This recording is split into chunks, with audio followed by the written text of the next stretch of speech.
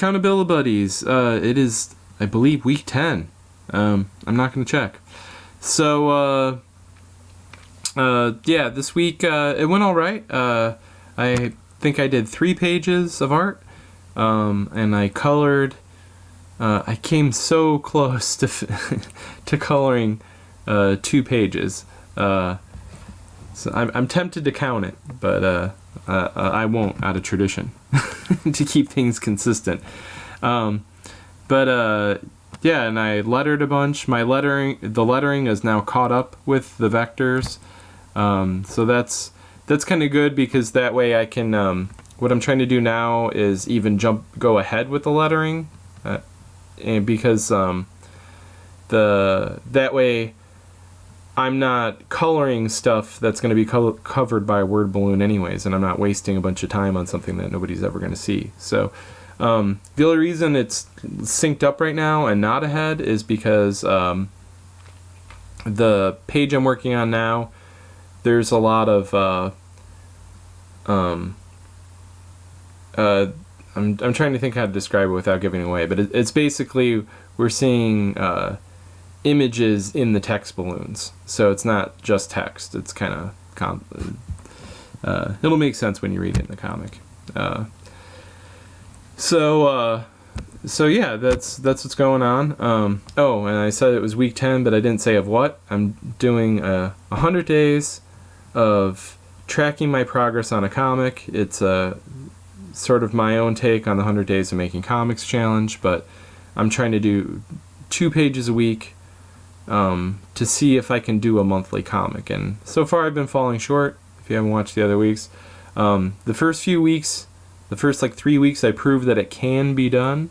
I'm just, have a lot of life getting in the way and stuff, but I'm going to have such a huge backlog that I'm thinking of going forward with it anyways. Anyways, now that we got all that out of the way, that how my progress went,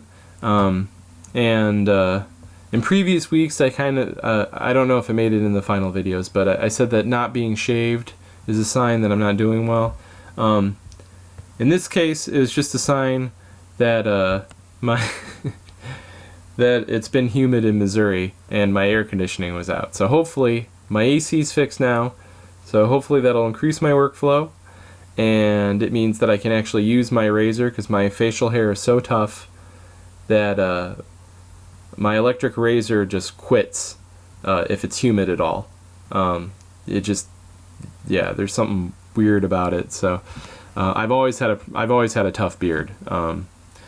Anyways, so I've been working hard on that, and but I want to get to we're already 3 minutes in, and I only wanted to talk for a minute about the actual comic and talk a little bit about the elevator pitch.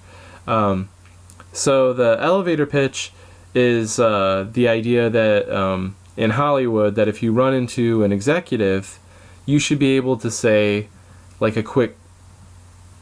should be able to say what your movie's about, in the time it takes to ride up a floor or 2 in the elevator. And this, I was thinking about this topic because I did a convention recently, and my elevator pitch on various comics I've done has evolved over the years. And so I thought I'd throw out a few of them. For instance, one really hard one to sell is this comic Mental. It's the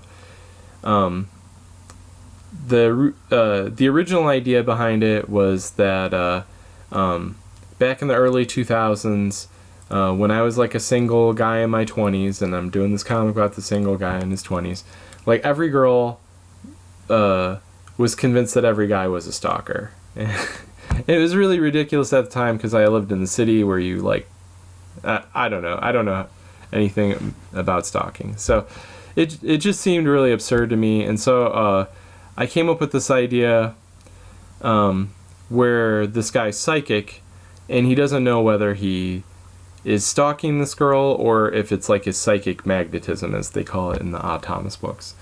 So so my elevator pitch for it was basically that this guy's psychic and he doesn't know if he's stalking a girl, or hard to sell that comic to women. I did a decent job at it. So variations on that eventually became, I would focus on the fact that he's a graffiti artist who has psychic abilities. So I would say something just like that, like, oh, this comic is about a graffiti artist who's psychic, or then I would say that, man, it's hard to think about what I used to say to people to sell them comics. Like, a lot of my most famous sales have not been elevator pitches at all. Like, one time there was a famous ghostwriter artist with a table across from me, so I whipped a pen at the back of this guy's head. And it was like 20 feet, okay? So it hits him in the back of the head, and he turns around, grasping his head, and I'm like, excuse me, sir, I dropped my pen. I sold that guy a comic. And, one time I ripped the flap off of one of my boxes, and I wrote "will draw for food," and this was in Chicago. I don't think this would work in Missouri, at least not this part of Missouri. But I ripped a flap off a box and wrote "will draw for food," and I sat in front of my table asking people for $1. And then when they would a lot of people, you would be amazed, handed me $1 just out of reflex, and I would hand them a comic, and they would get this mystified look, like, where did this comic come from? Because that was like I kind of ruined that story because I forgot to mention that my comics were only $1. Anyways, so now the pitch for Mental is that it's a comic about a guy with deep spiritual powers, but he's just as shallow as anyone. And I think that one is a good one to go with. One of the problems with pitching Mental too is that this bar magazine asked me to do a version of Mental, and I was like, did you read it? Because it's kind of like it's kind of unsettling, but the guy liked it and he wanted me to do it, and I always want to do a prequel comic of the character where he's not down on his luck, and you get to see him in his former glory, I never related with that time of the character enough to where he's just like a pussy hound. I never related enough with him to want to do that comic, but when they asked me to do a comic strip, I was like, oh, I could do gag strips around that character. Like, that's not a problem. I have enough douchey friends to draw off of that I could that I could do that. So sometimes it's hard to think about the comic without incorporating the prequel stuff. But anyways, I want to get back on the elevator pitches. So the elevator pitch for oh man, I wish I had the thing in front of me. But the reason I thought of this was on Instagram. I had said, this is the pitch for the book. And and it's a guy with his robot arm, going, I woke up with a frickin' robot arm. And I was like, here's the elevator pitch for the book. And my friend's like, sold. So, the other one is for cyberpunks is that one day half the disabled people on Earth wake up with robotic enhancements to overcompensate for their disabilities. And there's I haven't said it at conventions enough, so I haven't refined it.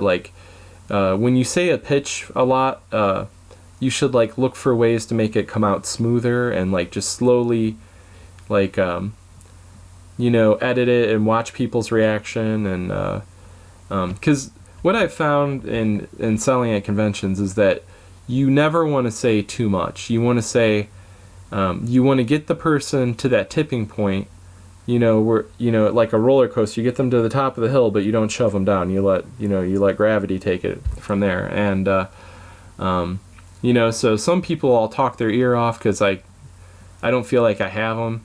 But I've seen it in people's faces where you say something and it's just like all of a sudden you've said too much to them, you've oversold the book, you know, and you know, a lot of times I felt like, you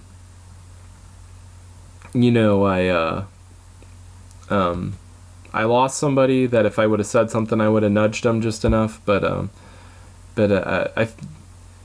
don't know, if I have no way of proving it, but it feels like it's better to undersell than to oversell a lot of the times.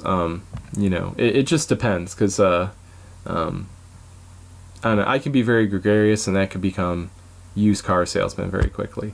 So for all you aspiring comic book artists out there, or just people who want to go to conventions and get your book out there, you need to work on the elevator pitch. You need to think of that like 1 or 2 sentence like line to get people to buy the book. It can be very hard to do, especially if your ideas are complicated, like, you know, you know, like, or hard to give.